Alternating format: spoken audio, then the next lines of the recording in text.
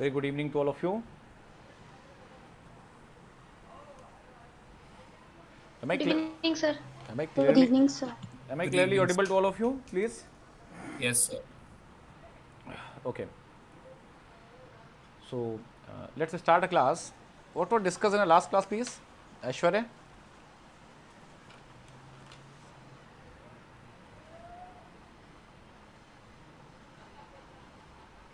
क्या डिस्कस कर रहे थे हम लोग लास्ट क्लास में? ऐश्वर्य.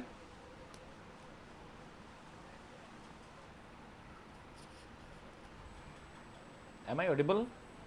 Sir, we have discussed about fundamental duties. Fundamental duties. I think that chapter was completed. Yes, sir. Yes, sir. Okay. आज हम लोगों को कुछ डिस्कस करना था यूनियन एग्जीक्यूटिव के बारे में. क्यों? Yes, sir. Okay. Union executive के बारे में डिस्कस करना था. आई थिंक सभी लोगों ने यूनियन एग्जीक्यूटिव या यूनियन गवर्नमेंट के बारे में आप लोगों ने थोड़ा बहुत पढ़ा होगा, जानकारी आप लोगों को होगी, या आप लोग बिल्कुल से ब्लैंक हैं. जैसे कुछ लोग ऐसे होते हैं जिनको क्या होता है कि ये भी नहीं पता होता है कि पार्लियामेंट यानी संसद, सांसद, सदन यानी parliament, state legislature, state legislative assembly, state legislative council या राज्यसभा, लोकसभा, कोई ऐसा भी है इसमें जो इन सबको नहीं समझता है. अगर आप लोग नहीं समझते तो एक बार बताएंगे तो मैं आपको एक हायरार्की बताऊंगा कि लेजिस्लेचर, जुडिशरी और एग्जीक्यूटिव, ये तीनों ऑर्गन में अलग अलग जगहों पर क्या क्या इनमें डिफरेंसेस हैं. अनामिका, कोई ऐसा है जो नहीं जानता है? इप्सिता. ओके. बहुत ही बेसिक ब्रीफ करूंगा मैं. जब बात आती है गवर्नमेंट की तो आपने अधिकतर देखा होगा कि देयर आर सर्टेन प्रोविजंस, और वो प्रोविजंस क्या कहते हैं? Organ of the government. तो what are the organs of the government? Anamika, how many organs in the government? कौन कौन से मेजर ऑर्गन्स हैं गवर्नमेंट में? Yes Srishti. Sir, legislature, executive, and judiciary. Executive, legislature and judiciary. जब आप प्रोविजंस देखेंगे constitution में सृष्टि, तो प्रोविजंस Yes, कैसे sir. हैं? एग्जीक्यूटिव, लेजिस्लेचर एंड जुडिशरी, इस क्रम में दिए गए हैं provision. Is it clear? M I right Anamika? Yes, sir. Yes, sir. Yes. Executive, legislature and judiciary. तो बात आती है कि सेंट्रल पर अलग गवर्नमेंट है एंड स्टेट में हमारे यहां पर क्या है? गवर्नमेंट हमारे यहां क्या है? कैसी गवर्नमेंट है हमारे यहां? फेडरल है ना? क्यों? Yes, sir. तो फेडरल होने की वजह से क्या है? स्टेट पर स्टेट गवर्नमेंट है और सेंट्रल पर सेंट्रल गवर्नमेंट. तो जो प्रोविजंस हैं, provisions dealing with the union executive, union legislature and judiciary, इसके लिए दोनों के लिए प्रोविजन दिए गए हैं. स्टेट लेजिस्लेचर के लिए भी, स्टेट एग्जीक्यूटिव के लिए भी, और जुडिशरी तो इंटीग्रेटेड जुडिशरी है. जुडिशरी कैसी है? हाँ जी, Integrated. इंटीग्रेटेड जुडिशरी है, जो क्या है? एक ही हायरार्की में चलती है. जैसे supreme court, high court, high court के बाद क्या है? सीधे अलग अलग डिस्ट्रिक्ट में उनकी district courts. Is it clear Ipsita? Yes, sir.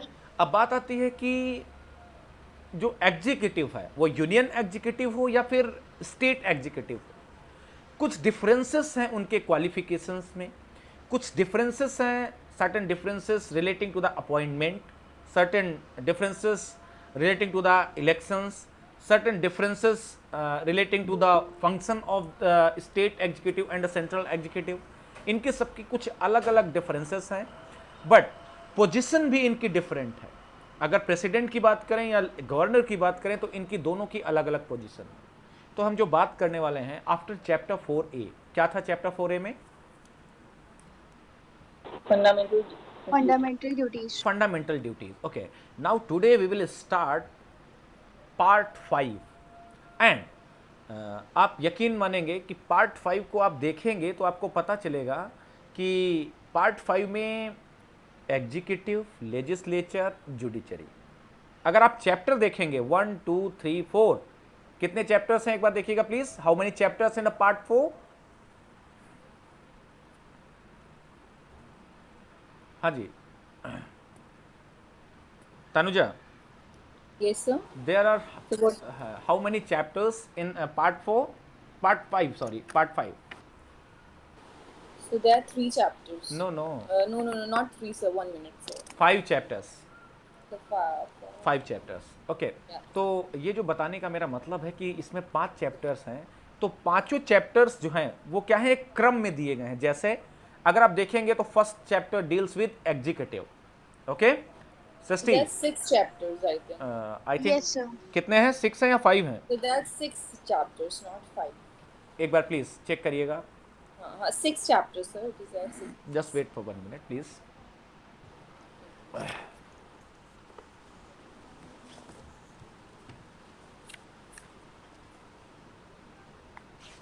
Please verify करेंगे एक बार।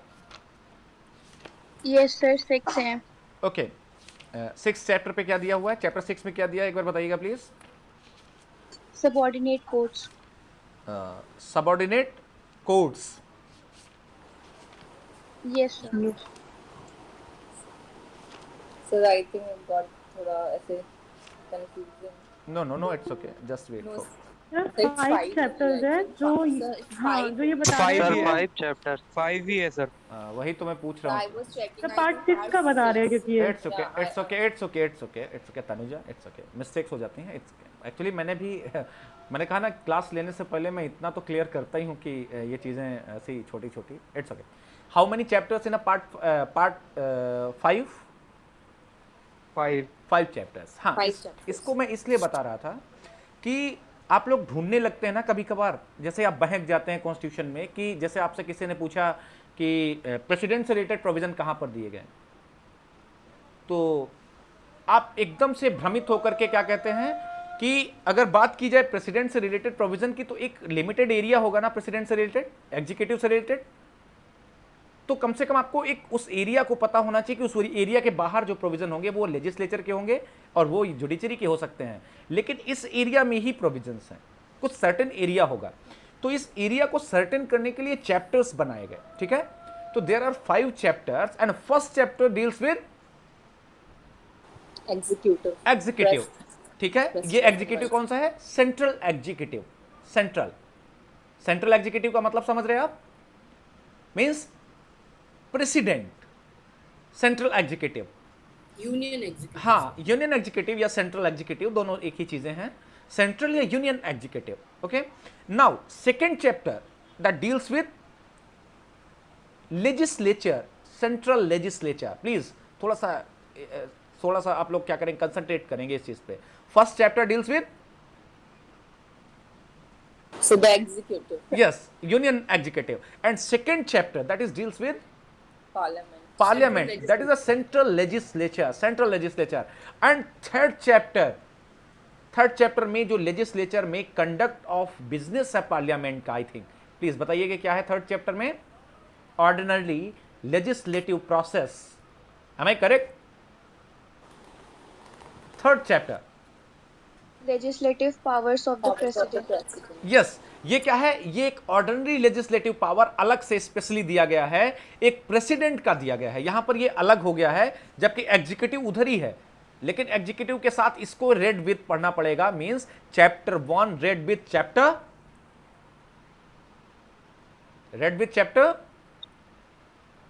3 करेक्ट, क्योंकि प्रेसिडेंट के पास भी लेजिस्लेटिव पावर है, एक्सक्लूसिवली पार्लियामेंट ही नहीं लॉ बना सकती है, एग्जीक्यूटिव ही बना सकता है। तो ये क्या है कि chapter 1 must be red with chapter 3, okay.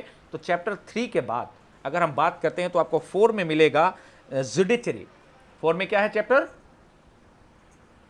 4 में क्या है, integrated, not union judiciary, integrated judiciary. वहां पर प्रोविजन आपको मिलेंगे डिस्ट्रिक्ट कोर्ट के भी।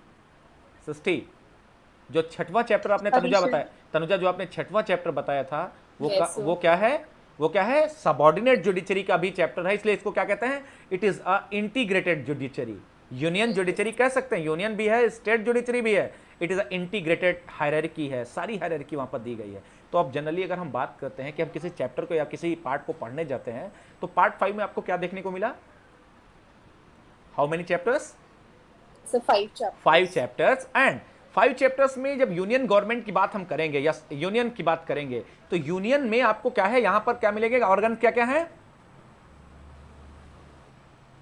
Executive, legislature and judiciary. Yes, executive, legislature and judiciary. तो एग्जीक्यूटिव से शुरू करते हैं पहला चैप्टर। सेकेंड चैप्टर क्या कहता है?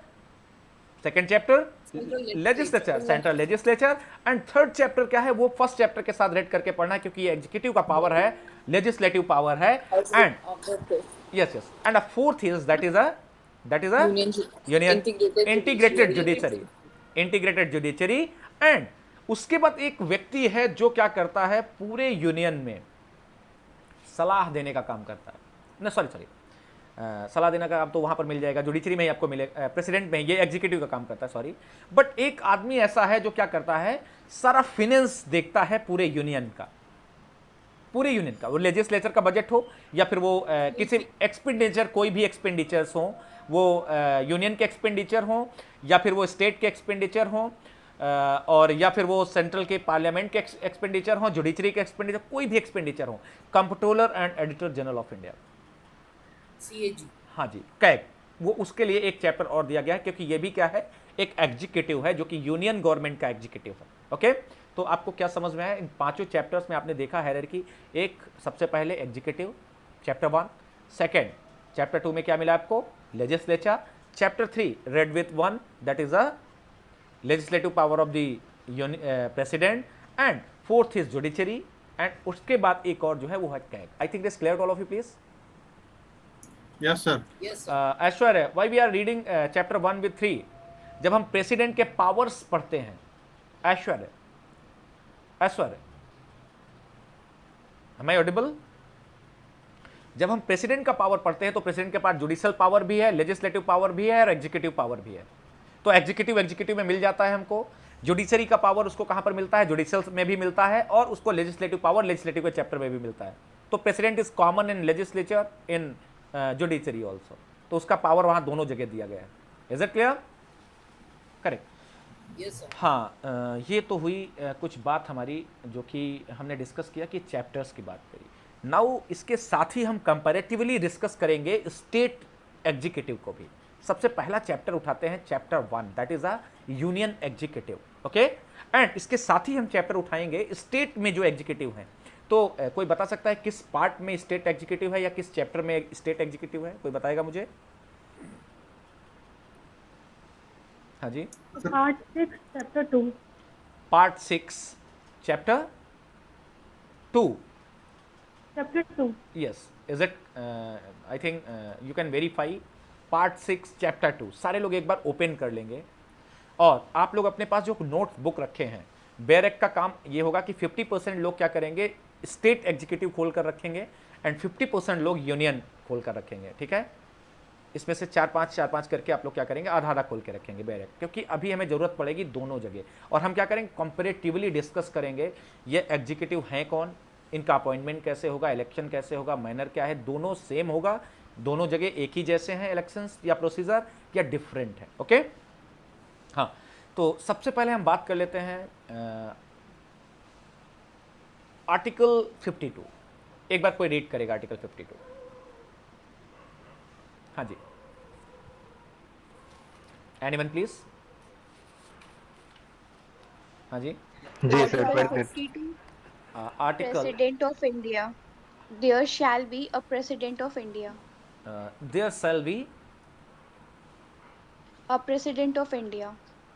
ओके, तो अगर भारत में प्रेसिडेंट ना हो तो whether it is a mandatory that there should be a president of India? Tanuja, yes sir. Tanuja, Yes, sir. Yes, sir. President का होना जरूरी है इस देश के लिए। तो यहाँ पर एक बात आ जाती है, अगर बाई चांस प्रेसिडेंट एक्सपायर हो जाए या प्रेसिडेंट मतलब किसी कारण से इनकैपेबल हो जाए एग्जीक्यूटिव फंक्शन करने के लिए, या फिर किसी कारण से इन्फॉर्मिटी आ जाए या कोई कारण आ जाए, तो क्या होगा? So, Vice President will be. Vice president, but लिखा हुआ है there shall be president of India, ये होगा, वाइस प्रेसिडेंट से काम नहीं चल पाएगा। कितने दिन तक, कितने दिन 6 तक? महीने। यस, कहाँ पर प्रोविजन है, कोई बता सकता है? यहीं पर सबसे पहला प्रोविजन है, there shall be president of India if not, if he is absent, yeah, due to some certain circumstances, then within how many days there shall be president of India? 6 month, yes please, provision कहाँ पर है बताइए? Article 65। Sorry, 62 open करेंगे एक बार please.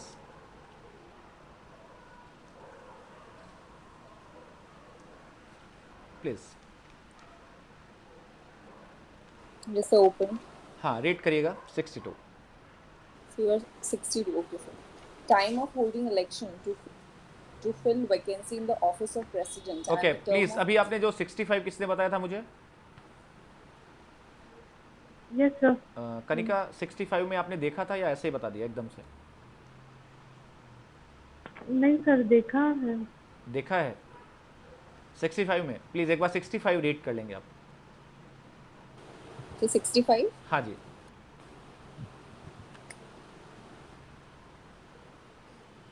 So is it audible? Yes yes yes The 65.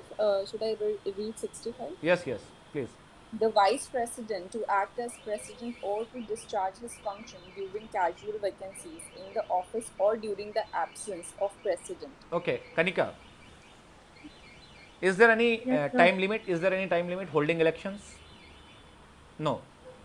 Kanika, जब हम बात कर रहे थे 52 की, तो there shall be a president of India, and आपकी बात जो थी वो क्या थी? एक विद इन टाइम के लिए, क्या है? Casual vacancy, that is when there is a casual vacancy then vice president of India will act as a president of India. It's okay, it's okay. 62 will provide you की holding of election within how many days election will be held, sorry Tanuja, now read 62। देखिए Okay, sir. इसको क्या करेंगे, 52 को लिखा है ना आपने, हम बात अभी 52 की कर रहे हैं। Please, there shall be a president of India, president of India एक होगा, ठीक है, करेक्ट। इसके साथ ही आप देखेंगे कि क्या है, अगर नहीं है, बाई चांस कुछ रीजन वजह से नहीं है, कैजुअल अगर है तो वाइस प्रेसिडेंट, लेकिन अगर वैकेंसी किसी रीजन से वो नहीं आ सकता दोबारा, तो उसके लिए कितने दिन में होगा election? Please Tanuja read. Okay, sir. So time of holding election to fill vacancy in the office of president and the term of office of person elected to fill casual vacancy. Yes, Clause 1. An election to fill a vacancy caused by the expiration of the term of office of president shall be completed before the expiration of the term. Clause 2. An election to fill a vacancy in the office of president occurring by reason of his death, resignation or removal or otherwise shall be held as soon as possible after and in no case later than 6 months Okay. from Tanuja, it's okay. Now there is a two type of conditions. अगर कैजुअल वैकेंसी है तो कोई बात नहीं, तब कौन काम करेगा? कनिका, प्रेसिडेंट फॉरेन गए हुए हैं, प्रेसिडेंट फॉरेन गए हुए हैं, कैजुअली बीमार हैं वो, ठीक है, थोड़े दिन बाद सही हो जाएंगे, या कुछ और काम के लिए वो गए हुए हैं। लेकिन अगर वो वैकेंसी परमानेंट वैकेंसी हो जाती है, वो कैजुअल वैकेंसी नहीं है, due to the death, due to the any other circumstances, then what is the time limit to hold election? That is a 6 months. 6 month. Within 6 month क्या करेगा election commission? इसको क्या करेगा? 6 month के अंदर ही there shall be a president of India. Is it clear? yes sir. Okay, correct. Yes, sir. अब बात आती है कि provision relating to the central executive. What is the central executive please? जब हम सेंट्रल एग्जीक्यूटिव की बात करते हैं तो what include the central executive? So president and vice president. President, Prime Minister and President Council of लोग- Ministers. Please जब हम प्रेसिडेंट की बात करते हैं it includes the vice president, तो प्लीज अलग से नहीं बोलना है। President plus Prime Minister and Council of Ministers. President plus council of minister headed by the prime minister. It is a central executive. क्या है ये? President plus council of minister headed by the prime minister, it is called central executive. And provisions 52 to 78 provides the union executive. कहां से कहां तक के provisions हैं बताइए? कहां से कहां तक? 52 to 78. 78. Article 52 to 78 provisions regarding the central executive. अब बात करते हैं कि ये तो सेंट्रल पर एग्जीक्यूटिव की बात हुई। स्टेट पर जो एग्जीक्यूटिव है, who is the highest officer of the state level? Highest executive governor sir. Governor. Governor. Okay okay please यहाँ पर एक तरफ में लिख लेंगे chapter 1 part 5 chapter 1 president 52 to 78 and second part में आप लिखेंगे second part 6 and Sir, yes ma'am chapter just part repeat, 5 chapter 1 union executive provision 52 to 78 and part 6 chapter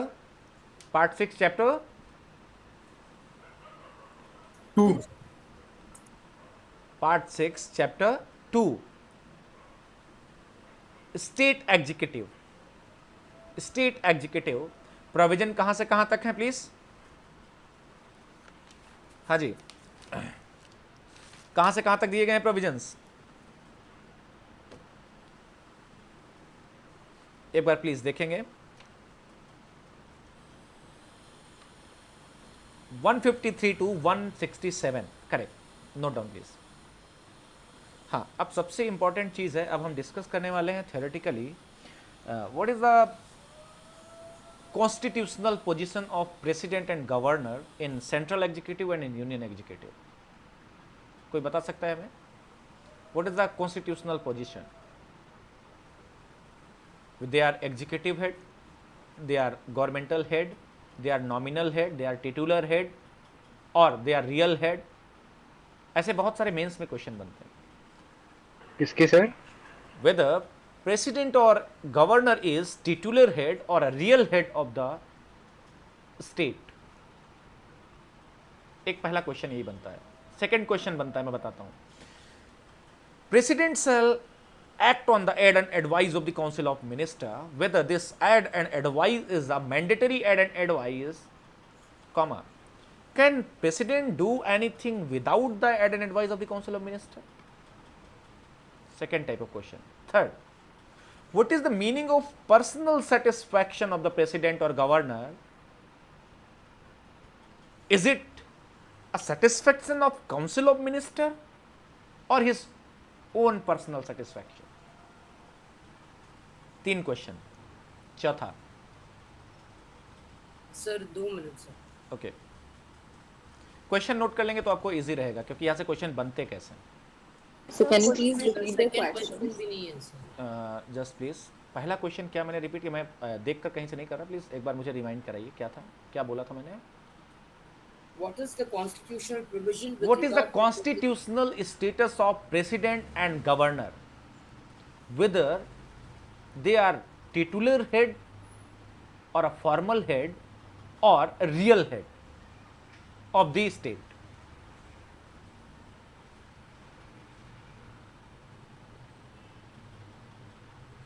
Sir, second one, president shall act on the advice Yes, of- yes, please. President shall act on the aid and advice of the council of minister, whether this aid and advice is mandatory or discretionary. Third question. Maybe little slow, sir. Okay, okay, sir थोड़ा slow बोलिए। okay, okay. Actually, तुम लोग लिखने लग गए हो अब, तो मेरी भी स्पीड बढ़ गई है कुछ। तुम लोग लिख भी लेते हो ना जल्दी अब। तो ऐसा लगता है कि ऐसा तो नहीं मैं टाइम वेस्ट कर रहा हूँ। Sir, meaning of personal satisfaction, third वाला. ओके ओके, लेकिन मैम इससे पहले एक और क्वेश्चन ऐड कर लीजिए। To what extent president can exercise a discretion where he will not use the aid and advice of the council of ministers?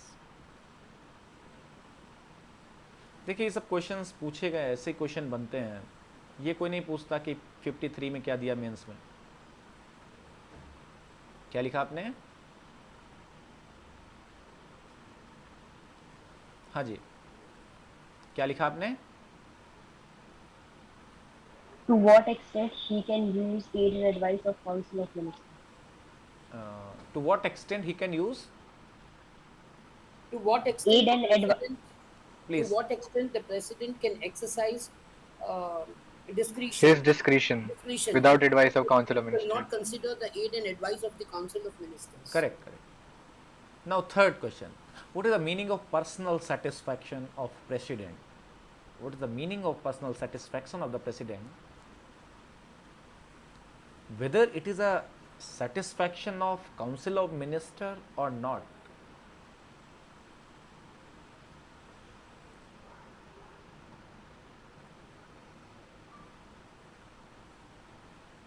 Yes. Any other question? कोई और question बोला था मैंने, कोई ऐसा याद रह गया हो तो बताइए। नहीं सर, that's it. ओके ठीक है, चलिए तो अब हम बात कर लेते हैं प्रेसिडेंट की। हमने बात करी, there shall be a president of India under article 52 and इसके साथ ही एक काउंटर पार्ट अगर हम बात करें तो गवर्नर। प्लीज़ आर्टिकल कौन सा है गवर्नर का, कोई बता सकता है मुझे? 53 प्लीज़, 153 को एक बार रीड करेंगे। Yes Article 153. Yes Article 153. Governors of states. There shall be a governor for each state, provided that nothing in this article shall prevent the appointment of the same person as governor for 2 or more states. Okay okay, correct correct. So please 52/153 ये provision एक साथ read करने हैं। 52/153 there shall be a president of India, it is a mandatory, and there shall be a governor for each state, and that is also mandatory. But there is one more thing, same person can be appointed as a governor for more than one state. This is a relaxation for the governor. Is it clear, Anamika? Yes, sir. क्या है कि there shall be Same person. President of India in union and there shall be a governor of state in each state. Governor, हर state में governor होगा, but there is a relaxation that a same person, one person's governor can act for the other states. Means a same person can be appointed as a governor for common state. 2 state का governor एक व्यक्ति हो सकता है, ये relaxation है उधर। ठीक है, तो यहाँ पर तो कोई डिस्कशन नहीं। नाउ कॉन्स्टिट्यूशनल पोजीशन की बात करते हैं। What is the constitutional status of the governor and the president? So from the preamble, there are certain words in the preamble.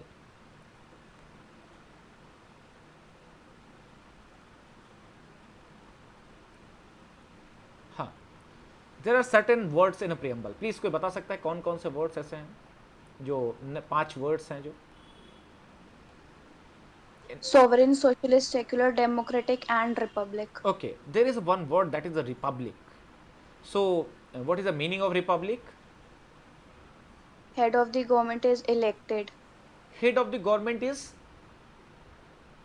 elected, Elected. not hereditary. क्या नहीं होगा कि not, this is a republic, not a monarch. और Britain में क्या है? Britain में क्या है? मोनार्क है, मोनार्क है वहां पर। Constitutional monarchy. Yes yes, constitutional monarchy अगर उसको हम कहें। तो इंडिया में क्या है? Democratic Republic. तो रिपब्लिक का मतलब क्या है? The head of government shall be elected, that shall not come from the hereditary process. तो इस जो प्रियम्बल के इस ऑब्जेक्ट को पूरा करने के लिए कौन सा आर्टिकल दिया गया? कौन सा आर्टिकल दिया गया? अच्छा ये बताइए, रिपब्लिक कैसे बनेगा? जब प्रेसिडेंट होगा ना, क्यों? Yes, sir. और होगा ही नहीं, नहीं नहीं सृष्टि 54 कहाँ से? 52, यस यस अब 52, क्योंकि there shall be a president. जैसे ही कहा कि there shall be a president, इसका मतलब क्या है? यहाँ पर एक प्रेसिडेंट होगा और उसका प्रोविजन आगे जो सृष्टि तुमने कहा ना 54 या 55 मैनर ऑफ इलेक्शन, बहुत सारी चीजें दी गई। तो एक इलेक्टेड हेड होगा और इसकी फिलॉसफी जो प्रियम्बल में मिलती है रिपब्लिक की, उस रिपब्लिक की फिलॉसफी को इधर पूरा किया जाता है। और इन्होंने कहा कि not hereditary, it will be a republic.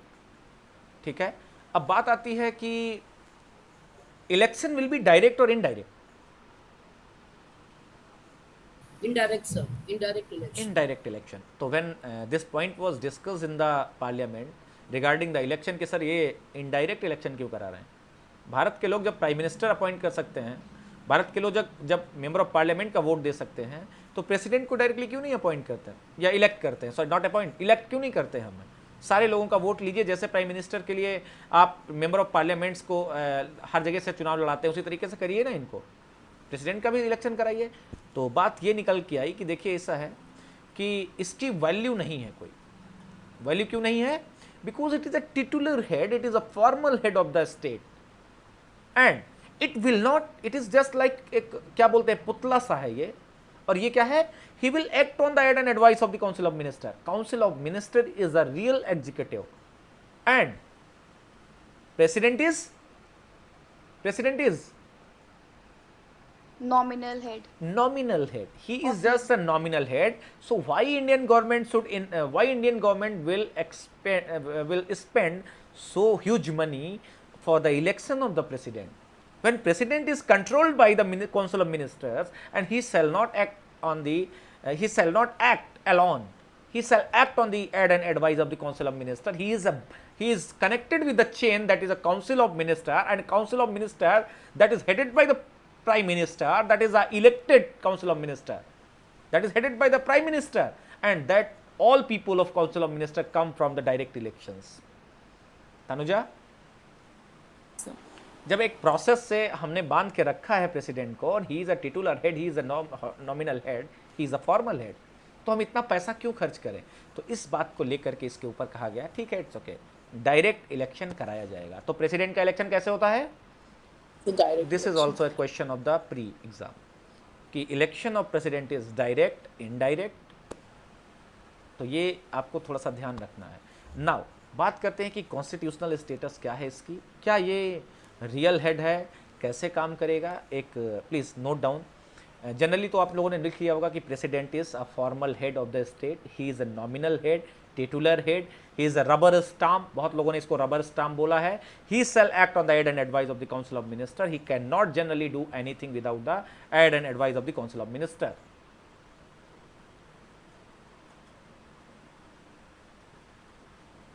now there is one cases on this point.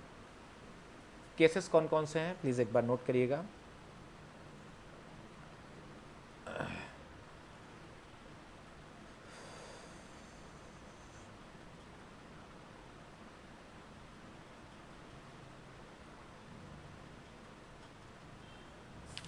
Please case का नाम नोट करेंगे, Ram Jawaya Kapur versus state of Punjab. Ram Jawaya Kapur versus state of Punjab, AIR 1955 supreme court. Constitutional position of president, ऊपर heading डाल लेंगे, जो आपने लिखा है ब्रीफ में वो ठीक है, हेडिंग डाल लेंगे बस, ठीक है, ताकि आंसर लिखने में आपको अच्छा रहेगा। Constitutional position of president, Ram Jawaya Kapur versus state of Punjab, AIR 1955 supreme court. Justice Mukherjee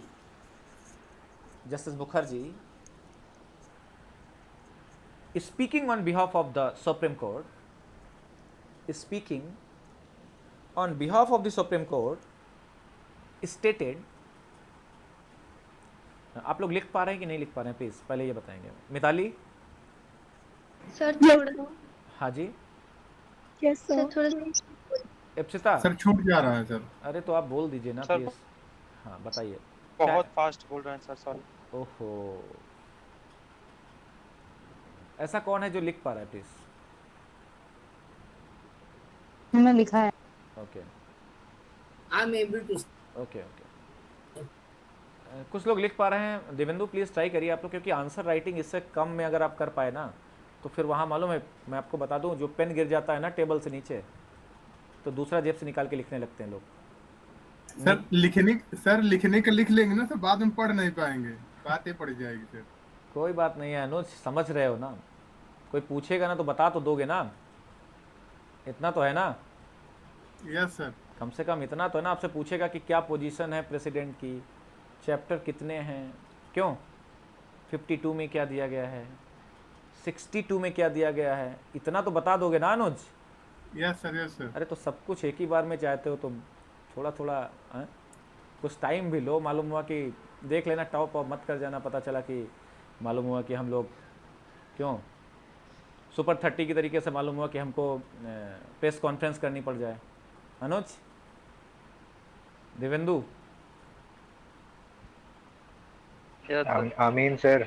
हाँ कोशिश करते हैं हम लोग। It's okay please. क्या लिखा है? Constitutional position, constitutional position of president. यहाँ तक आपने पीछे का नोट किया था, नहीं नोट कर पाया बताइए मुझे एक बार प्लीज़। जो लोग सबसे पीछे थे बताइए क्या नहीं नोट कर पाया। Mitali please. Constitution position of President Ram Jawahar Kapoor versus the State of Punjab AIR 1965 Supreme Court इसके बाद का 1955 supreme court. Okay sir. Okay sir इसके बाद जो स्टेटमेंट था वो बता दीजिए। मुखर्जी सीजे stated, Mukherjee CJ is speaking on behalf of the Supreme Court. Mukherjee CJ is speaking on behalf of the Supreme Court. देखिए ये सब पढ़ लीजिए, पब्लिक में बोलने में बहुत अच्छा लगता है और लोग बहुत खुश हो जाते हैं ये सब बता दोगे अगर। क्यों देवेंदु? इलाहाबाद में तो मतलब अगर राम जवाहर कपूर की रीजनिंग बता दी तो समझ लो कि मतलब लोग ऐसे देखेंगे आपकी तरफ जैसे आप ऐसा तो नहीं हाई कोर्ट के वकील हैं। क्यों? केस का नाम सबको पता होता है, रीजनिंग किसी को नहीं पता होती है, सब भूल जाते हैं। ठीक है, तो एक सीरियल से आपको पता होगा, एक सीरीज में पता होगा तो आपको भी कॉन्फिडेंस रहेगा और जिसको बताओगे वो भी आपके ऊपर रिलाई कर लेगा, हाँ सही कह रहे हैं वकील साहब, नहीं तो वो कहेगा सर खुद ही कंफ्यूज लग रहे हैं।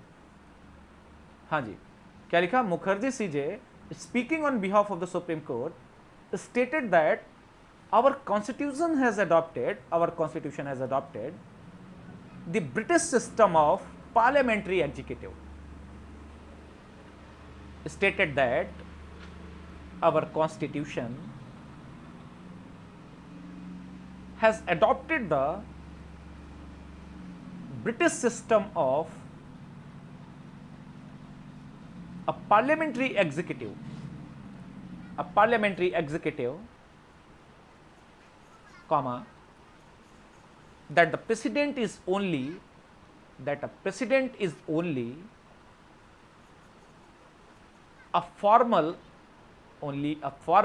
or constitutional head of the executive. ये अफॉर्मल से लेकर के एग्जीक्यूटिव तक इन्वर्टेड कामा में कर लेंगे। A formal or constitutional head of the executive. Inverted commas. A formal or constitutional head of the executive. A formal से आप inverted comma open करके और executive में inverted comma close कर। I'm again repeating please. Mukherjee CJ is speaking on behalf of the Supreme Court, stated that our constitution has adopted the British system of parliamentary executive, comma, that the president is only a formal or constitutional head of the executive, inverted comma close, and the real executive power are vested in the minister और the cabinets, full stop. हाँ, तो ये जो बात हमने कही थी आपसे कि कई बार क्वेश्चन आता है कि who is who is head of the state? मैंने ये पहले भी शायद क्वेश्चन आपको बताया है, please Devendu. Who is the head of the state? Who is the real executive? Who is the head of the state? Who is the head of the government? Who is the real executive of the government?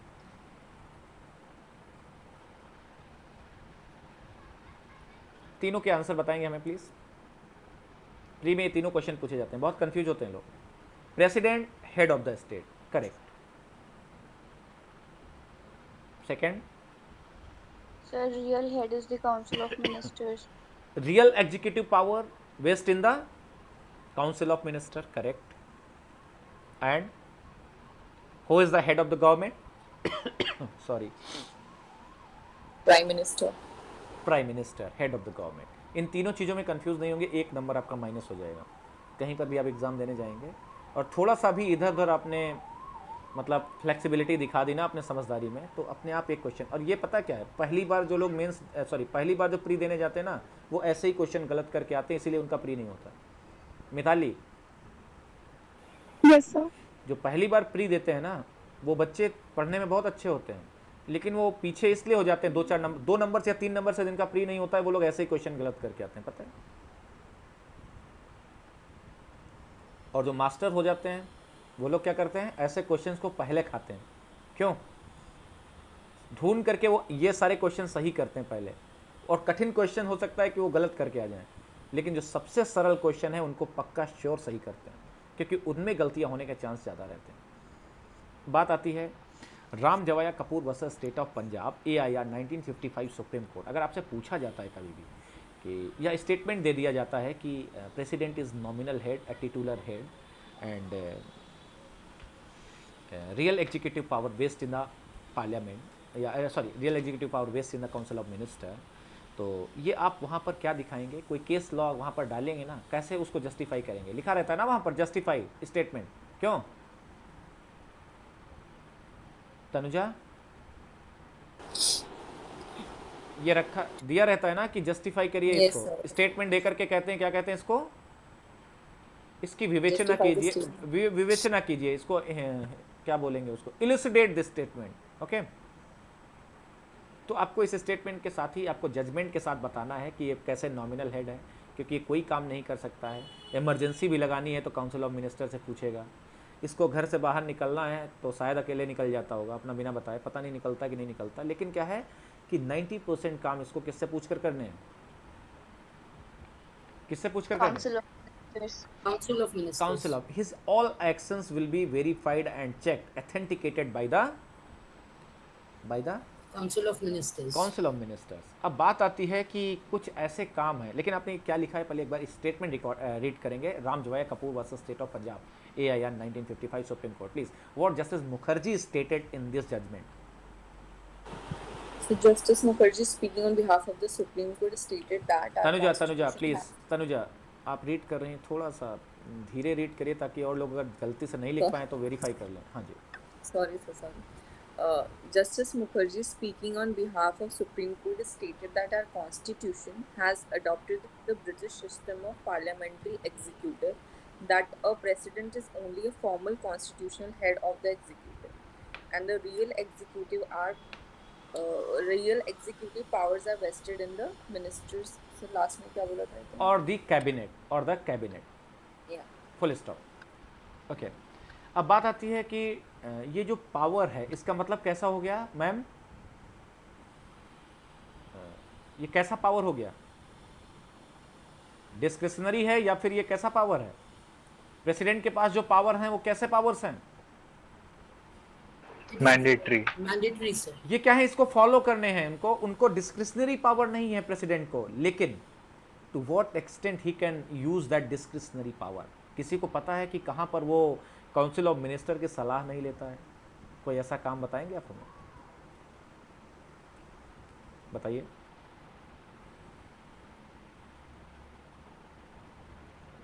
हाँ जी। Sir, जब council of ministers की advice नहीं लेता है, उस time वो election commission की एडवाइस ले रहे होते हैं। इलेक्शन कमीशन की एडवाइस ले रहे होते हैं।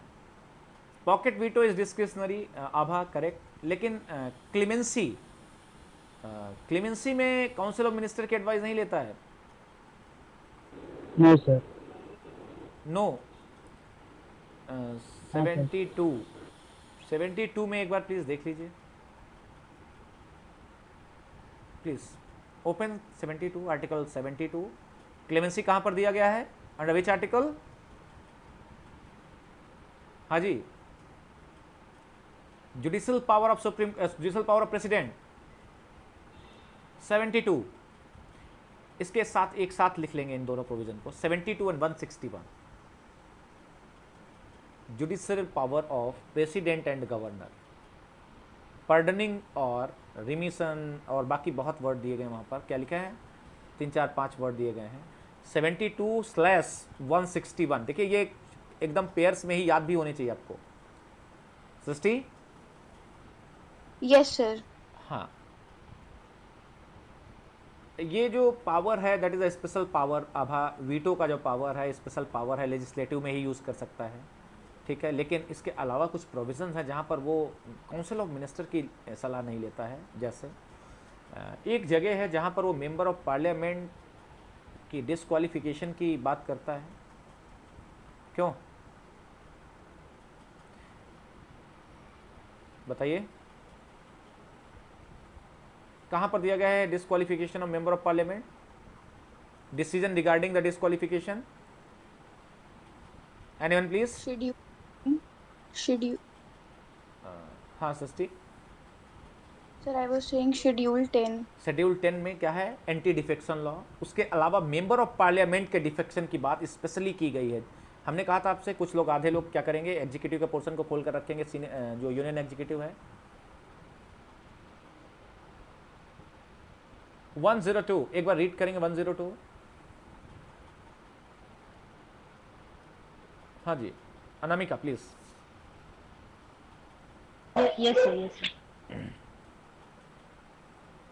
Article 102, disqualification for membership. Clause 1. A person shall be disqualified for being chosen 103 and आभा आभा आभा 103 में क्या दिया गया है? Am I audible? Decision on questions as to disqualifications of members. Okay, please. Anamika 103 read करेंगे आप। Okay, sir. हाँ जी। Article 103, decision on questions as to disqualification of members. Clause 1. If any question arises as to whether a member of either House of Parliament has become subject to any of the disqualification mentioned in Clause 1 of Article 102, the question shall be referred for the decision of the President and his decision shall be final. Okay. तो ये जो decision है member of Disqualification of members. Disqualification of members, ये जो provision है इसमें किसके election commission की जरूरत पड़ेगी? Yes, sir. आगे सेकंड क्लॉज में इलेक्शन कमीशन की बात। हाँ जी, रीड करिए अनामिका प्लीज, पूरा ही रीड करिए। Anyone else Clause please, 2. कोई और Before भी रीड giving कर any सकता है। decision on any such question, हाँ रीड करिए। Okay.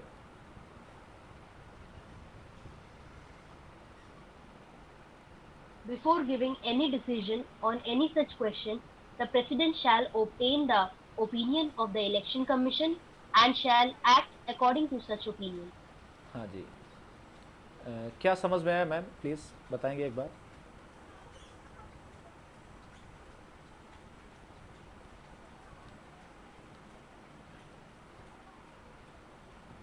Sir I am sorry sir. Second clause क्या कह रहा है प्लीज अनामिका, एक बार इसको एलाबोरेट करिए, बताइए। हाँ सृष्टि प्लीज बताइए।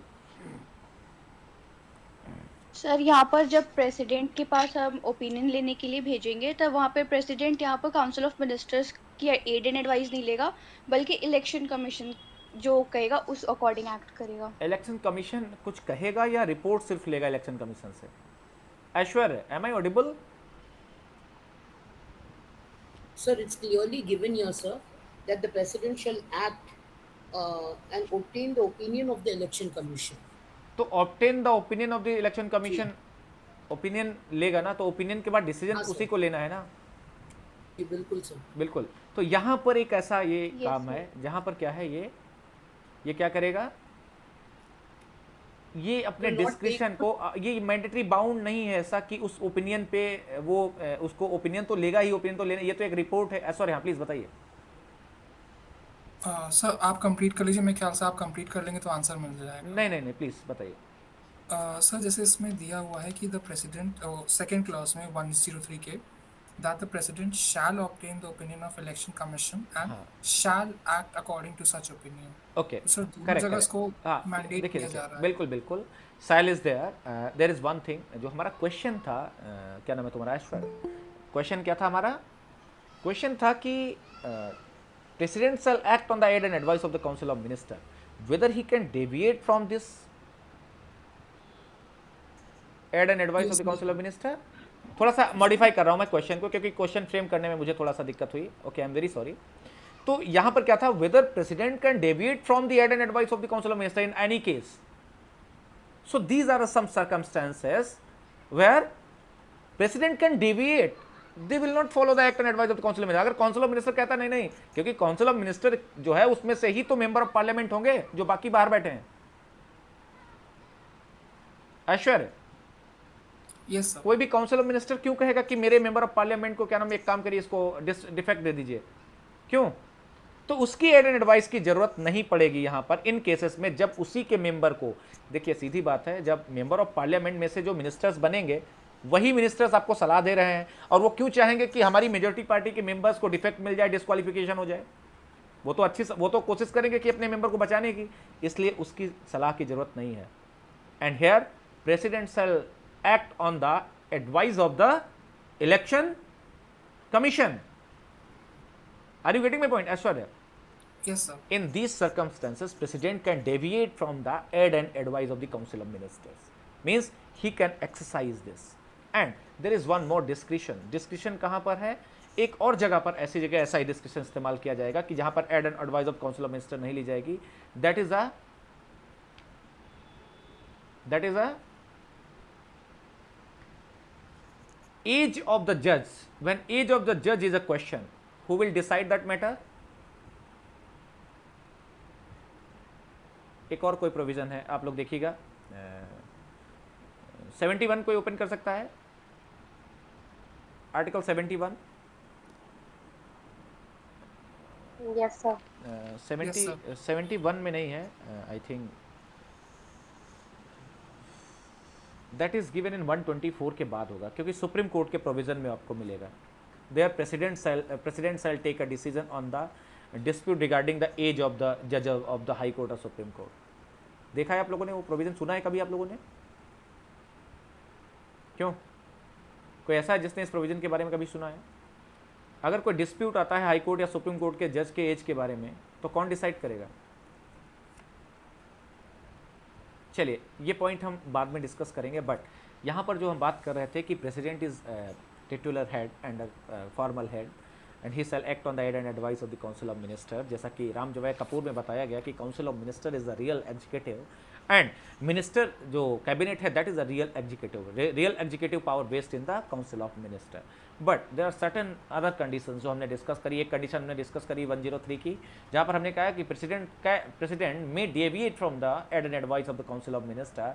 इन that case he can take aid and advice of the election commission. Okay, तो अब बात आती है कि पावर जो भी इस्तेमाल होगा वो काउंसिल ऑफ मिनिस्टर हेडेड जो गवर्नमेंट होगी, जो मेजोरिटी पार्टी होगी, उसके पास वो पावर रहेगा। प्राइम मिनिस्टर उस पावर को इस्तेमाल करेगा। इसके साथ ही एक और केस है, Shamsher Singh versus state of Punjab. Please note down, Shamsher Singh versus state of Punjab, AIR 1974 supreme court.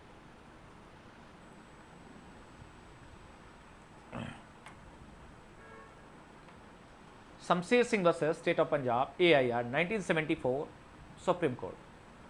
हाँ जी, केस का नाम Shamsher Singh versus state of Punjab, AIR 1974 supreme court.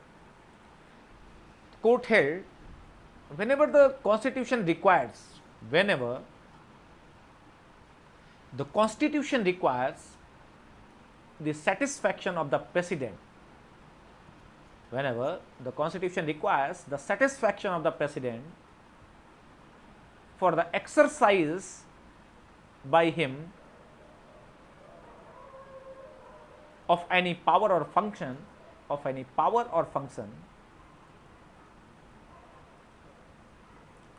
it is not his, please I am again repeating, please, Shamsher Singh versus State of Punjab, AIR 1974, Supreme Court, the court held, whenever the constitution requires the satisfaction of the president for the exercise by him of any power or function,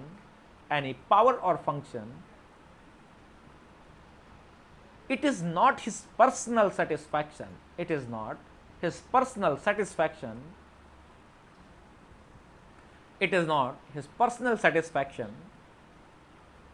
but in the constitutional sense,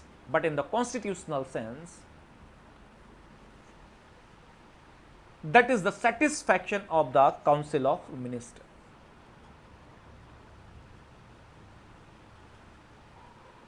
नीचे paragraph change करके लिखेंगे, the president, that is the satisfaction of the Council of Ministers.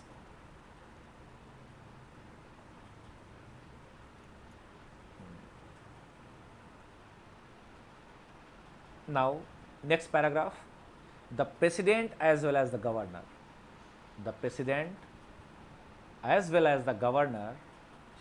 is the constitutional or formal head.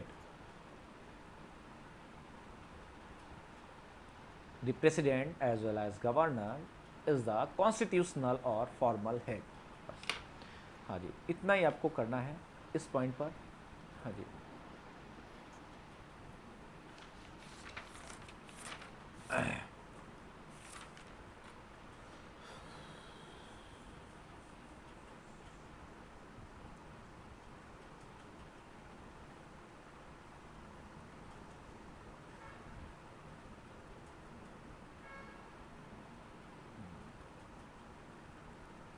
हाँ जी, I think आप लोगों ने ये जो discuss किया, कौन कौन से आर्टिकल डिस्कस किया आज आप लोगों ने, प्लीज़ बताएंगे आप हमें. Anyone please.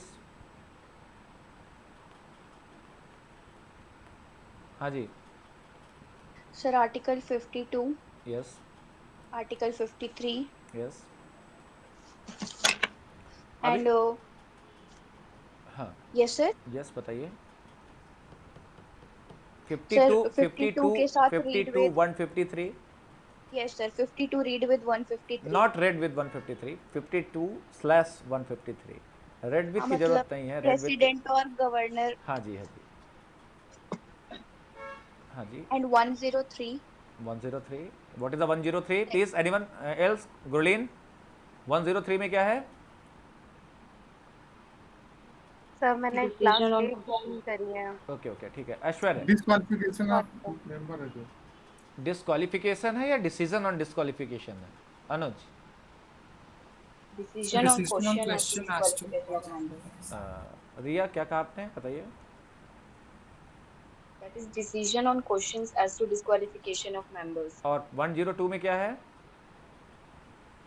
102 is डिस्क्वालिफिकेशंस for membership. देखा अनुज, थोड़ा सा भी अगर थोड़ा सा भी अगर तुमने इधर उधर किया ना, अगर कहीं पेपर में, तो पड़ोसी वाला जो है ना वो मेंस में बैठेगा. समझ में आया? तो प्रोविज़न को एकदम मार्जिनल नोट्स आपको दिमाग में होना चाहिए. इसमें है क्या? 102 और उसके साथ ही स्लैश में लिख लीजिए, slash 164 I think. Please state में कौन सा प्रोविज़न है?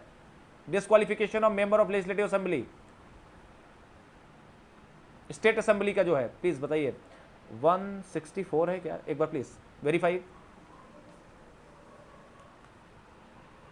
102/164. कोई भी, मैंने आपसे कहा था आधे लोग. हाँ जी. 164 other provisions as to ministers के बारे में है. एक बार मुझे बताएगा कोई कि 164 डिस्क्वालिफिकेशन ऑफ स्टेट असेंबली, कोई बताएगा मुझे?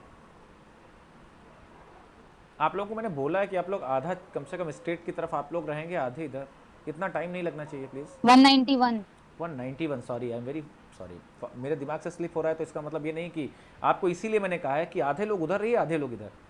इससे ये रहेगा कि आप इजीली बता पाएंगे तेजी से। 191 में क्या लिखा हुआ है? Marginal note please. disqualifications for membership। किसके मेंबरशिप की डिस्क्वालिफिकेशन? State legislature. तो यहाँ यहाँ पे है असेंबली और state legislative councils of state. Yes, इसका मतलब क्या है? इधर पार्लियामेंट में मेंबर ऑफ पार्लियामेंट की डिस्क्वालिफिकेशन है, वहां पर क्या है? स्टेट असेंबली है, दैट इज विधान सभा, और वहां पर विधान परिषद और विधान मंडल दोनों में जो मेंबर होंगे उनके मेंबर्स के डिस्क्वालिफिकेशन है, that is a disqualification of the member of state legislature. समझ में आया अनुज? Yes sir. 102 slash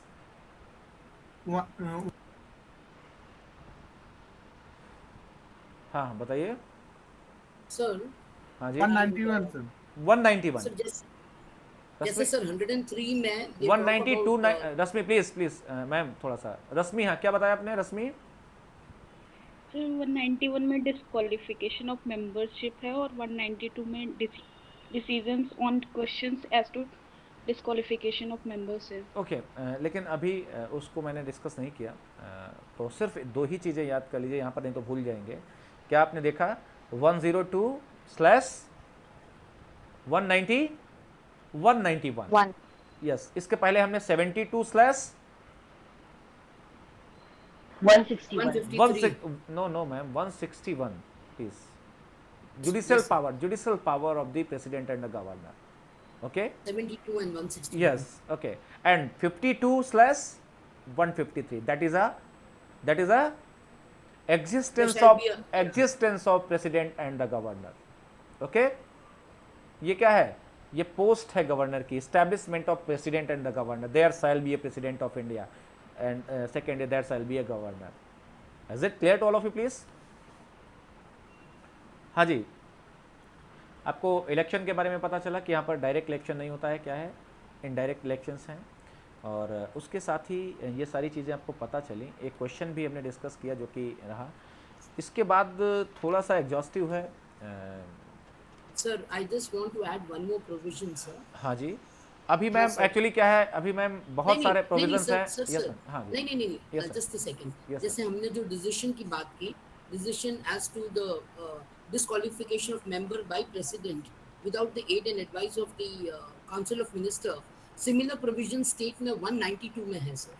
yes ma'am, अभी ऐसे बहुत सारे प्रोविजंस हैं जिनको हम एक 1 by 1 डिस्कस करेंगे, और हम वहीं पर मैम हम डिस्कस करेंगे जहां पर आपको याद रह जाएगा। जैसे हमने ए से शुरू किया है, तो अभी हम सर जो आपने 103 में हेडिंग बोली है ना, हाँ कि इसको same heading is given in 192, I know, लेकिन क्या है कि एक सिस्टम से हम करते रहेंगे, छोड़ेंगे नहीं। आप लोग थोड़ा सा रिलाई करेंगे, ऐसा नहीं कि लेकिन क्या है, एक सिस्टम से हम डिस्कस करेंगे उसको, ठीक है? यहाँ पर डिस्कस हो गया, और अगर आप लिखना चाहते हैं तो अभी नोट कर लिया, आपको पता चल गया, तो ये it is a implied. Are you getting my point Rashmi? Yes sir. It is a implied that you have to note down that thing. हाँ सर, 103 में ये दिया गया था, सेम प्रोविजन है 192 में, तो इट्स ए वेरी इम्प्लाइड। लेकिन मैं डिस्कस करूंगा एट द टाइम व्हेन मुझे लगेगा कि ये प्रोविज़न यहाँ पर डिस्कस करना चाहिए, क्योंकि आपको याद सारे प्रोविज़न नहीं रहेंगे, आपको ऐसे ही प्रोविज़न याद रहेंगे। पेयर्स में कुछ ऐसे प्रोविज़न होंगे, बहुत स्पेशल प्रोविजंस होंगे, हम उनके बारे में डिस्कस करेंगे। जो हमने बात करी आज, वो बात यहाँ तक ही हम रखेंगे। इसके बाद वैसे मैं एक और आर्टिकल डिस्कस करने वाला हूँ, करना चाहूँगा भी, कि 53 and 154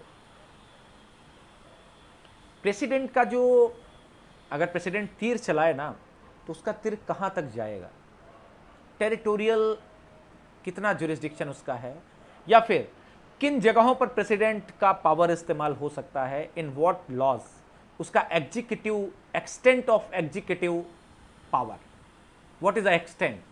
anyone please? Aishwarya? Yes, sir. Extent of executive power of president क्या So he extension? can no no, I am just asking कि प्रेसिडेंट अगर चाहे कि मैं ये करना चाहता हूँ, तो to what extent he can exercise his power, that is a limited, that is limited, and it was given in the one provision, that is a 53. 53. Read the 53. All right, sir.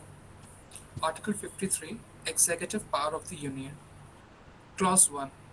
The executive power of the Union shall be vested in the President and shall be exercised by him either directly or through officers subordinate to him in accordance with this Constitution.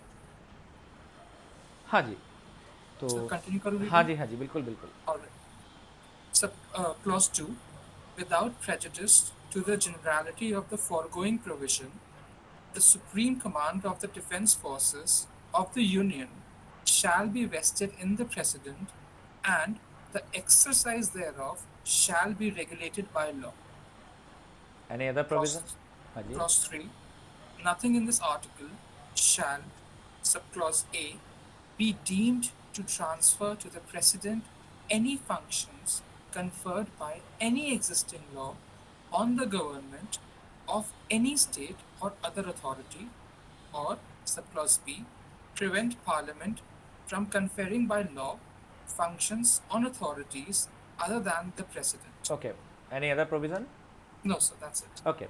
It means there is a one direct restrictions. If Parliament has conferred any power on President, and it is restriction that he is the only authority to exercise that power. He cannot delegate that power to any person subordinate. But in other functions, President shall act directly or indirectly through the subordinate officers which are in accordance with the constitutions. क्यों? Is it clear? He is a chief of the defense forces. He is a commander of the defense forces. He is a chief of all three forces, commander of all three forces. बात आती है कि extent इसका क्या है कि the executive power of the union shall executive power of the union shall vest in the President of India, and that executive power shall be exercised where the union can make the law. कहाँ तक है executive extend? President उन सारी जगहों पर executive power इस्तेमाल कर सकता है जहां पर यूनियन लॉ बना सकती है. मींस पार्लियामेंट को जिन सब्जेक्ट पर लॉ बनाने का पावर है उन जगहों पर प्रेसिडेंट क्या कर सकता है? क्या कर सकता अपनी है? पावर यूज कर सकता है. अपनी पावर का इस्तेमाल कर सकता है क्योंकि उसका जोन क्या है? यूनियन लिस्ट और कंकरेंट लिस्ट. करेक्ट. क्योंकि यूनियन में भी लॉ बना सकती है लेजिस्लेचर, पार्लियामेंट, और कंकरेंट में भी बना सकती है. तो president can exercise any legislative power in reference to union and concurrent, sorry, list 1 एंड लिस्ट 3. जहां पर पार्लियामेंट लॉ बना सकती है वहां पर प्रेसिडेंट ऑर्डिनेंस भी लागू कर सकता है. He has a power to make ordinance. And second power, he is a commander of all three forces. Third, he can delegate his power to subordinate officers.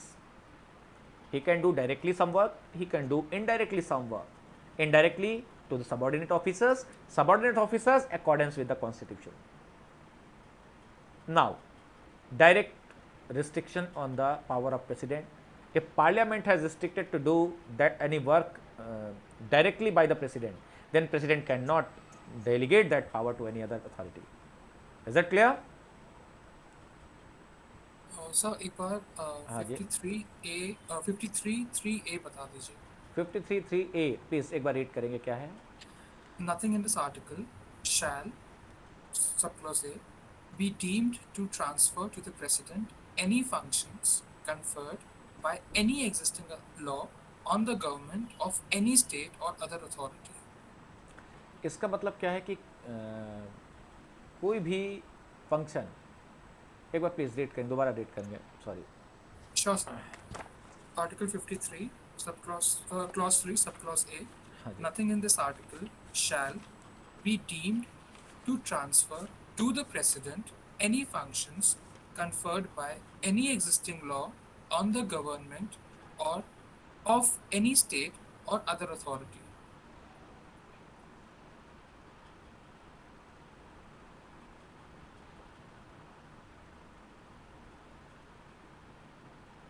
Okay. Nothing in this article shall be deemed to transfer to the President any functions conferred by any existing law on the government of any state or other authorities. Prevent Parliament from conferring by law functions on authorities other than the President. Okay. यहाँ पर ये बात कर रहे हैं कि nothing in this article, इसमें जो प्रोविजन दिए गए हैं, जो पावर दिए गए हैं, ऐश्वर्या, Yes, sir. जो प्रेसिडेंट का पावर है, उस पावर के अलावा nothing in this article shall be deemed to transfer to the president any function conferred by any existing law on the government of any state or other authorities. इसका मतलब कि president को कोई भी पावर, इसमें जो दिया गया पावर है कि ये काम आप कर सकते हैं, इसके अलावा भी प्रेसिडेंट को कोई भी फंक्शन कौन नहीं ट्रांसफर कर सकता है? Government of any state or other authority. बिल्कुल, ऐसा नहीं कि स्टेट गवर्नमेंट कह दे कि ये काम प्रेसिडेंट करेगा। आप लॉ बनाइए, आप लॉ बना रहे हैं स्टेट गवर्नमेंट का, लेकिन लिख दें कि state president, the decision of president shall be final, weather they can do this? No. कोई पावर दे सकता है क्या प्रेसिडेंट को कि आप ये काम कर दीजिए? स्टेट गवर्नमेंट की तरफ से कोई लॉ पास किया जाए और लॉ में लिख दिया जाए कि decision regarding to this law, president decision shall be the final decision, whether they can do this? वो किसको कह सकते हैं? So governor. यस, इसीलिए तो इन्होंने यहाँ पर मना किया है, prevent parliament from conferring by law function on authorities other than the president. किसी और को पार्लियामेंट भी नहीं कह सकती है किसका गवर्नर करेगा। आप समझ रहे हैं? Prevent parliament from conferring by law function on authorities other than the president. Parliament भी प्रेसिडेंट को ही कर सकती है, किसी और अथॉरिटी को नहीं कर सकती है कोई पावर। जैसे कि अगर गवर्नर को कह दे कि इसका डिसीजन गवर्नर लेगा, क्यों? Yes, sir. तो यहाँ पर इनको क्या है कि इस पावर में जो पावर दिए गए हैं ये एग्जीक्यूटिव पावर्स हैं, इन एग्जीक्यूटिव पावर को प्रेसिडेंट इस्तेमाल करेगा। इसके साथ ही, हाँ जी बताइए सर, अगर प्रेसिडेंट चाहे तो अपने पावर को ट्रांसफर तो कर ही सकता है ना? किसको ट्रांसफर कर सकता है? अब जैसे सर अभी स्टेट डेलीगेशन के बारे में डेलीगेशन State- प्लीज प्रेसिडेंट अपने किसी पावर को ना तो डेलीगेट करता है, प्रेसिडेंट अपने सबऑर्डिनेट ऑफिसर से काम करवाता है, लेवरी। समझ रहे हो मेरी बात? Okay sir. इसका मतलब क्या है? प्रेसिडेंट कहता है कि मैं साइन नहीं कर पा रहा हूं, ये करेंगे, chief secretary will sign on behalf of me in this department. तो रिस्पॉन्सिबिलिटी देता है वो, पावर प्रेसिडेंट का नहीं मिल जाता है उसको। एक काम करने का उसको क्या मिलता है? अथॉरिटी दी जाती है कि आप ये मोहर लेकर के और साइन बनाएंगे ये। ठीक है अनुज? Okay sir. हाँ, और प्रेसिडेंट क्या है, या तो खुद डायरेक्टली करे वो काम, जा करके माल्यार्पण करे, या फिर क्या करे, किसी को वो अपॉइंट कर दे उस पर्टिकुलर पर्पस के लिए। ठीक है, तो ही हैज दैट पावर। नयन, हाँ जी। सर बेसिकली मतलब ये सेक्शन जो भी गवर्नमेंट को फंक्शंस दिए हुए हैं स्टेट गवर्नमेंट को और गवर्नर को, वो एक्सरसाइज करने से प्रेसिडेंट को रोक रहा है। इसका मतलब ये है कि जब कोई लॉ बनाया जाता है नयन, तो कोई भी ऐसा काम ना कहा जाए कि प्रेसिडेंट किसी का नौकर तो है नहीं, he is a supreme authority. तो हर आदमी नहीं कह सकता उससे कि सर आप ये काम कर दीजिएगा। नयन, यस सर। अगर चीफ मिनिस्टर यूपी अगर कह दे गवर्नर प्रेसिडेंट से, सर आप ये डिसीजन लेंगे, ये कमेटी बना देता हूँ सर, आप डिसीजन लीजिएगा इसमें, whether he can authorize this? They are not entitled to do this. Yes sir. हाँ, इसके साथ ही अब बात कर लेते हैं हम 154 की। काउंटर पार्ट एक प्रोविज़न है जो कि स्टेट में आपको मिलेगा। जैसे आपने यहाँ पर देखा कि एग्जीक्यूटिव पावर जो प्रेसिडेंट का है कहाँ तक एक्सटेंड करता है, ऐसे ही एग्जीक्यूटिव पावर है गवर्नर का, वो कहाँ तक कर सकता है, डिसीजन ले सकता है। प्लीज़ एक बार 154। Article 154. Yes. Executive power of the state. Clause 1. Yes. The executive power of the state shall be vested in the governor and shall be exercised by him either directly or through officers subordinate to him in accordance with this constitution. Clause Yes. 2.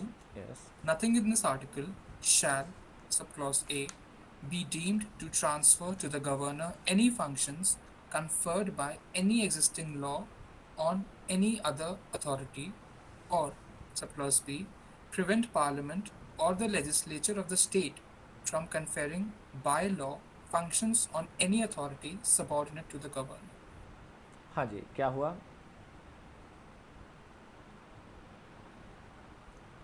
So similar provisions हैं along the lines of the president, but difference आ रहा है यहाँ पे जो इनका सब clause 2 है, जहाँ पे कि देखिए उसमें प्लीज़ ऐश्वर्या, पार्लियामेंट और स्टेट लेजिस्लेचर जब कोई लॉ बनाएगी, ठीक है, तो लॉ बनाते समय वो ध्यान रखेगी कि किसी ऐसी अथॉरिटी को पावर ना दे कि वो डायरेक्ट करे गवर्नर को कि I am directing that governor shall do this work. Is it clear? Yes sir. क्या समझ में आया कि जब स्टेट लेजिस्लेचर कोई लॉ बना रही हो ना और वो कह दे district magistrate will do this and district magistrate will appoint a committee and he will nominate the governor as a member of this committee। क्या समझ में आया? yes sir। इसका मतलब कि कोई भी पार्लियामेंट अगर लॉ बना रही है, लेजिस्लेचर लॉ बना रही स्टेट की, तो वो कोई ऐसी सबऑर्डिनेट अथॉरिटी को ये पावर ना दे कि वो गवर्नर को डायरेक्ट करे या गवर्नर को डायरेक्ट करे, ठीक है? क्योंकि who is the executive head of the state? Governor. Direction देने का पावर सिर्फ गवर्नर को है। Governor is the executive head of the state and all executive power vested in the governor, but real executive power of the state vested in chief minister with his cabinet। council of minister of the state। Nayan, who is the head? State आप कौन सा वाला बात कर रहे हैं, मतलब state as a whole या फेडरल स्टेट्स? देखिए ऐसा है, सॉरी मैं आपको 3-4 बार ये चीज़ बता चुका हूँ, आई एम वेरी सॉरी। मैंने कई बार आपको बताया है क्या, एक है हेड ऑफ द स्टेट, और स्टेट का मतलब जब वहाँ यूज़ हो रहा था यूनियन में तब था यूनियन, ठीक है? State means union. यहाँ पर जब बात हो रही है तब स्टेट गवर्नमेंट की बात हो रही है, ठीक है? और बात क्या है कि who is the head of the state in the state government? So CM with his cabinet। No, ये देखिए एग्जीक्यूटिव पावर किसके पास है, प्लीज बताइए। President. Who is the executive head of the state government? This is a real right question. Governor. Governor. Who is the executive head of the state? That is a governor. And who is the executive head of the sorry पहला question क्या था? Who is the executive head of the state government? That is a governor. CM. हो सृष्टि, question sir आपने state government कहा था। आप लोग नहीं समझ रहे हैं। एग्जीक्यूटिव हेड, मेरी आप बात समझ रहे हैं? Yes sir. Who is the executive head of the state government? तो गवर्नमेंट क्या स्टेट गवर्नमेंट है ना उधर, एग्जीक्यूटिव हेड कौन है? And real executive in state? Council of minister. And the head of the government state में, head of government कौन है? Chief minister. Similar principle will apply, please, कोई डिफरेंस नहीं है, ठीक है? अब बात आती थी, आपने एग्जीक्यूटिव पावर की बात करी, तो executive power of state shall be vested in the governor, लिखा नहीं है, देख रहे हैं आप 154 में 1 क्या कह रहा है? The executive power of the state shall be vested in the governor. तो यहां पर एग्जीक्यूटिव पावर वेस्ट करेगा गवर्नर में, लेकिन कोई भी पार्लियामेंट या स्टेट लेजिस्लेचर या कोई अदर अथॉरिटी गवर्नर को डायरेक्ट नहीं कर सकती है। ऐसा कोई लॉ, ऐसा कोई रूल नहीं बनाया जाना चाहिए जिससे क्या हो कि गवर्नर को डील किया जाए, ठीक है? Is it clear? Yes sir. Srishti? Yes sir, clear है। एप्शिता? सर काउंसिल ऑफ मिनिस्टर कौन से हेड में आपने बताया? देखिए ऐसा है, काउंसिल ऑफ मिनिस्टर, यूनियन की काउंसिल ऑफ मिनिस्टर क्या है? रियल एग्जीक्यूटिव पावर रखती है। रियल एग्जीक्यूटिव हेड कौन है? Council of minister. यूनियन में council of minister of the union, and state में council of minister of the state will be the real executive head of the, ठीक है? Yes sir. Epshita, is it clear to all of you? Yes sir. ये जो लोग class छोड़ के चले जाते हैं, हाँ प्लीज़, ये जो लोग क्लास छोड़ के चले जाते हैं, 25 से उतरते उतरते 18 पे पहुंच गए हैं, इन लोगों का क्या किया जा सकता है? कुछ हो सकता है इनका? अगली क्लास में मैं लिख कर देता हूं कि आईपीसी में मैं इन लोगों को एनरोल ही नहीं करूंगा, ठीक है। प्रशांत, हाँ बताइए। हाँ जी Prashant. Yes sir, yes sir. हाँ जी बताइए। सर ये 154(2) और ये क्या नाम है 53(2)A में जो दिया है, हाँ इसका मतलब ये नहीं निकल रहा है कि जैसे जो भी एग्जिस्टिंग लॉ के थ्रू अगर किसी अथॉरिटी को कोई पावर दी गई है, हाँ तो उसको मतलब गवर्नर या प्रेसिडेंट को नहीं दिया जा सकता है सर, क्योंकि यहाँ पे जैसे ये एक लिखा है ना सेकंड एक कि सेकंड प्लीज, हाँ बताइए। 154 में कौन सा है? सर 154(2)A जिस पे अभी ये डिस्कशन चल रहा था, हाँ नथिंग जी इन हाँ दिस जी। Article nothing in this article shall be deemed to transfer to the governor any function conferred by any existing law on any other authority। इसका मतलब क्या है कि अगर कोई लॉ है, एनी एग्जिस्टिंग लॉ, और उसमें क्या है कि किसी अदर अथॉरिटी पे अगर वो कन्फर किया गया तो गवर्नर को पावर नहीं दी जा सकती। nothing in this article shall be deemed to transfer to the governor any function conferred by any existing law on any other authority।